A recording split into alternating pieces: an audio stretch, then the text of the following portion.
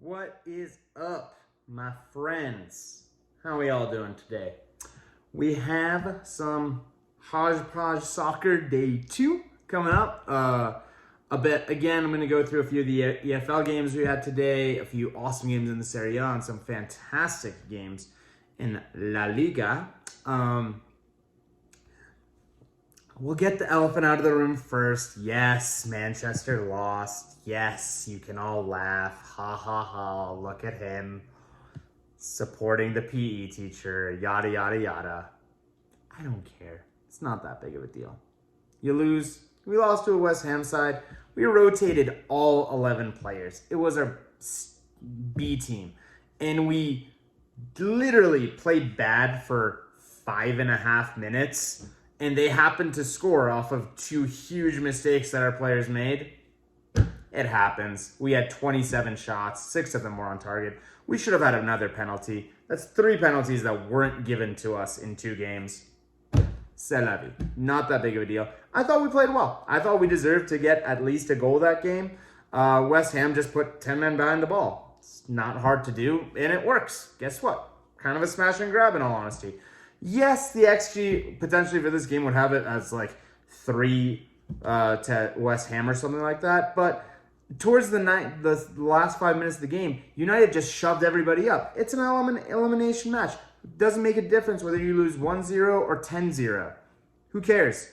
Try to go and get a result. We couldn't. It happens. You move on. I'm not that upset about it. I'm gonna put my 2 cents on this whole the all out brigade and the toxicity that the United fan base has currently. I don't get it, in all honesty. You're allowed to have an opinion and you're allowed to not think the manager is good enough for the job. But Sir Alex Ferguson said when he left the club, your job as fans is to support the manager. I don't want to become one of those teams that just changes managers every year. I'm not a fan of that. And the argument is also, you can't just change a manager like, oh, just get rid of him. Anybody else works. Who you gonna get? Antonio Conte? Oh, you mean the manager who plays negative defensive football and wins games typically 1-0. Who never edges possession. Max Allegri was one of the most touted managers. I'm pretty sure nobody's actually seen these managers coach or how their teams play and just don't want Ole at any cost. There's no obvious choice out there in management at the moment. In my opinion, there's no obvious choice. And I actually think Ole Gunnar Solskjaer has done a fantastic job at Manchester United. You can disagree. That's totally fine. I think he's done a great job. This result doesn't really affect my mindset on him. There's a lot of these cries of he has to win something this year. And the way I think about it is, okay, are we the best team in the Premier League? No. Are we the second best team in the Premier League? No. Are we pretty much an argument for the third? Maybe. We're most likely the 4th best team. Okay, if we're the 4th best team, why are we expected to win? I never understood that. If the expectation is for you to finish 4th and you don't win it, how are you doing anything bad? I never understood that concept. People say, oh, you're not the best, but you should be the best. That doesn't make sense. Same with the Champions League. And in all honesty, does winning an FA Cup really matter? No. In my opinion, it doesn't. I don't think it makes that big of a difference to the club. So, I'm not that big of a deal. I honestly don't think the Manchester United board are going to sack Solskjaer if we don't win anything again this year. Will there be more pressure on him from the fans? Maybe from the Twitter base, but I doubt. The fans at Old Trafford were singing Ole's at the wheel. The Old Trafford fans are very loyal to Ole. I don't think that's happening anytime soon. outside of some dramatic situation where we get embarrassed in multiple competitions and crash out of the top 4, then you have an argument.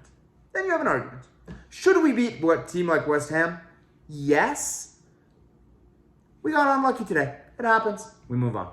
Enough about Manchester United. Bored. We move on to another boring team, Chelsea. Jokes. Love you. Love the Chelsea fans. Where are they? Come out wherever you are. Very tight game against Aston Villa. Chelsea most likely deserved to win it during the normal time. They had more shots. They had more quality. Villa had rotated a lot more than Chelsea had. Chelsea had pretty much their strongest team out. But, it's Chelsea. Like, their B team is also phenomenal. So, they played well, but they won on penalties. The thing is, that game could have easily gone against Chelsea, and they could have gotten eliminated. Would it have been all doom and gloom for them as well? No, it's not that big of a deal. It happens. We move on. Less games to worry about down the line. Moving on to a different competition completely. Moving out of England. I'm done with the EFL Cup. Never watching it again. Don't need to. No, I'll still analyze. It'll be fine. Moving on to the Serie A. 2 games today and a few games tomorrow. It's all looking really good. Serie A, it's boiling. First game of the day was Spezia versus Juventus. I watched it live and I was confused. The game started out, Juve went ahead. Good goal, Moise Kean. I was like, oh, okay. It's happening. We're getting there. But then, Emmanuel Ghiazzi. Whew, what a goal.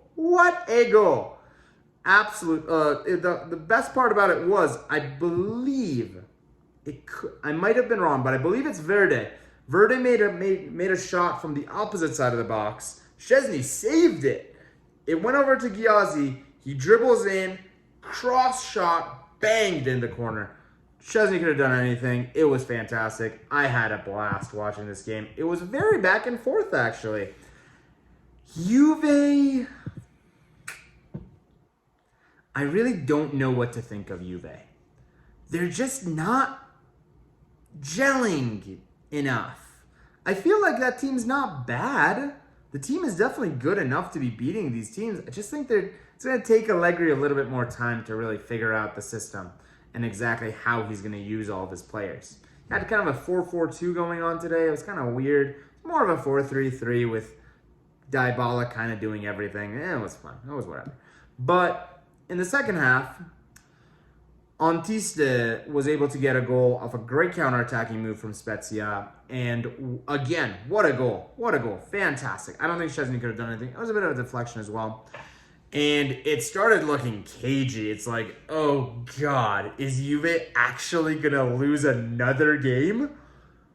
It would have been travesty. Three losses and 2 draws to start out the season. That's relegation form. Back to Serie B. Chelsea hopefully all over again. Fantastic. What the world of content would do for you. But one man and one man only kind of stood in the way, and that his name is Federico Chiesa. And I must say, Federico Chiesa is by far one of the most exciting and electric players across Europe. Email. The video's not ended. I know, the wink is misleading. That was a misleading wink. Moving on. Chiesa was absolutely fantastic. If you haven't seen the second goal, literally, there's 4 people around him. He nutmegs one of them and puts the goal in the back of the net. Phenomenal player. Love me some Federico Chiesa. Juve has done an absolute madness with him. He is going to be there for years to come, and he is going to be one of the best players in the world, in my opinion, because he's just that good. He's technical, he can drive, he's aggressive, and he can finish. It's a deadly match. I'm in love. Love me Federico Chiesa. And Matthijs de Ligt was actually able to get the last goal of the game and give in Juve a much needed win. Not good start. Not a good start at all, but this was good. Moving on to Milan, I mainly caught the highlights of this game. I was watching it kind of from the corner of my eye, didn't watch the full thing, but very comfortable win against Venezia at the San Siro.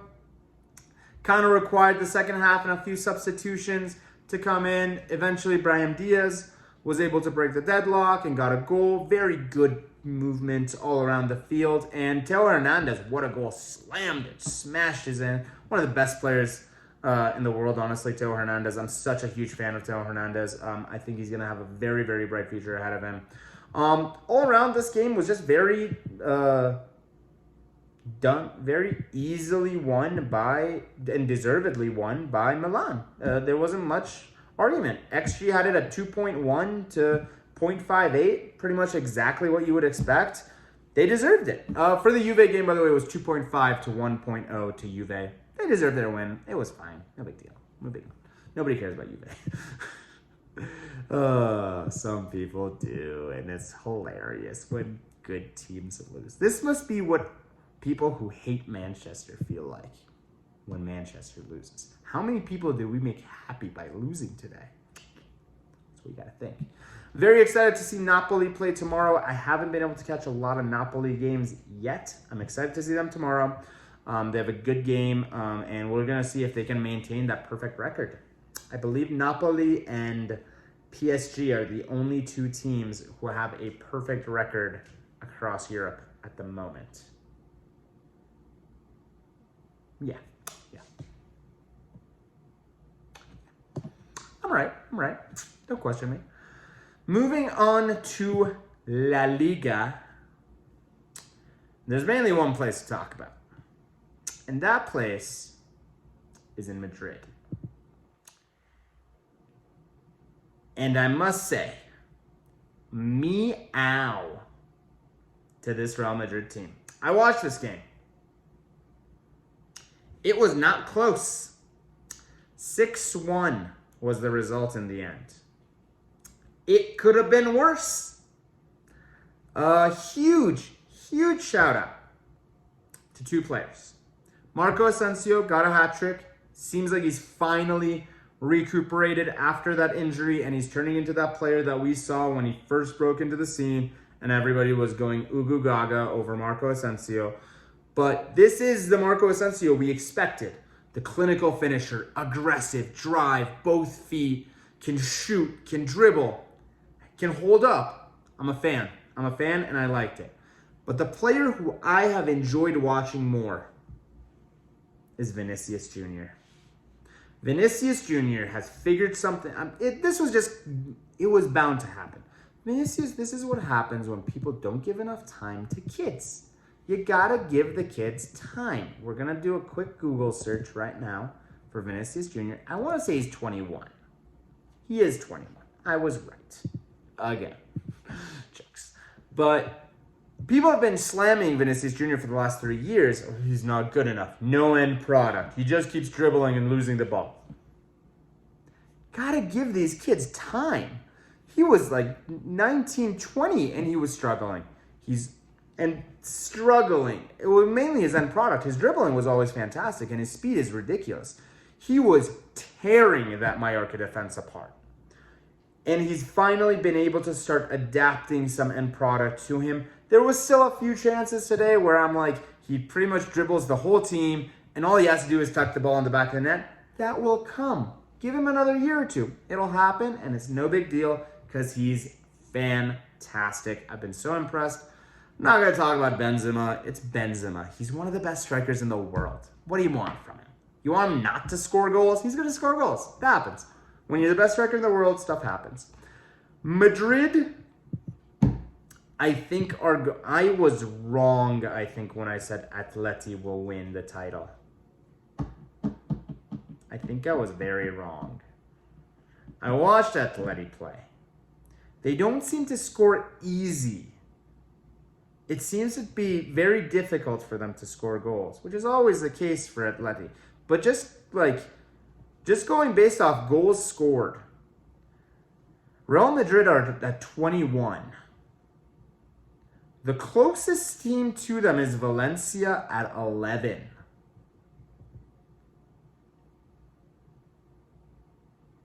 To think they could have bought Mbappe. To think they could have bought Mbappe.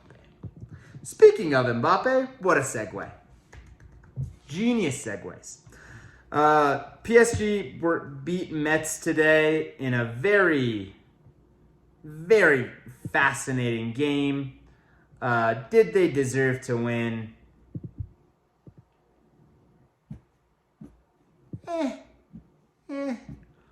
Not really. Not really. XG had it at 1.1 to 0.8 pretty much. Sure. But not enough decisiveness. Mbappe kind of seems like the only player that's going to do something. Messi obviously didn't play. It's getting to the point where it's like, was Messi good enough? Can't hack it in the Farmers League, man. Can't hack it in the Farmers League. But no,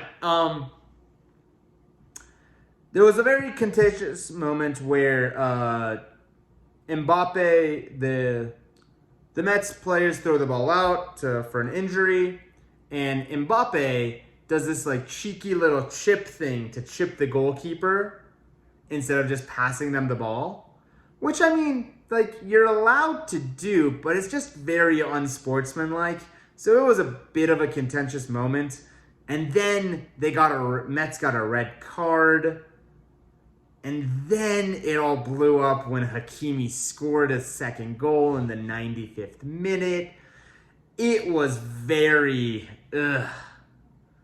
It was just one of those where you're just like, are you kidding me? Again, these guys, really? But yeah.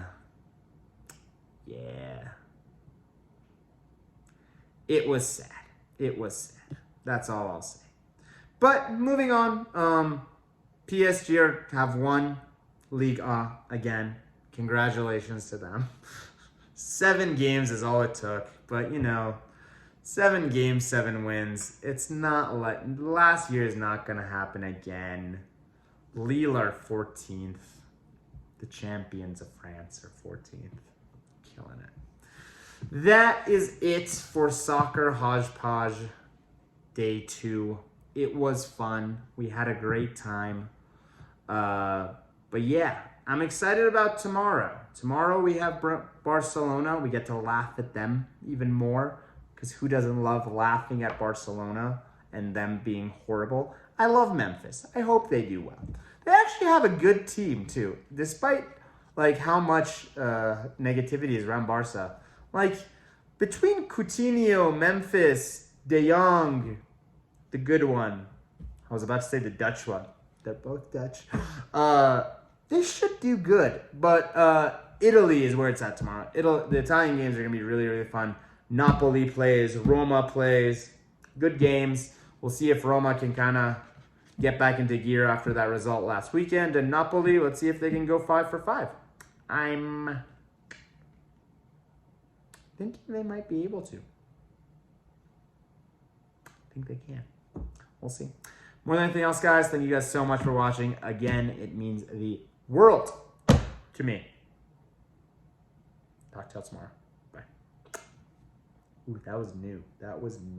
I've not done that yet.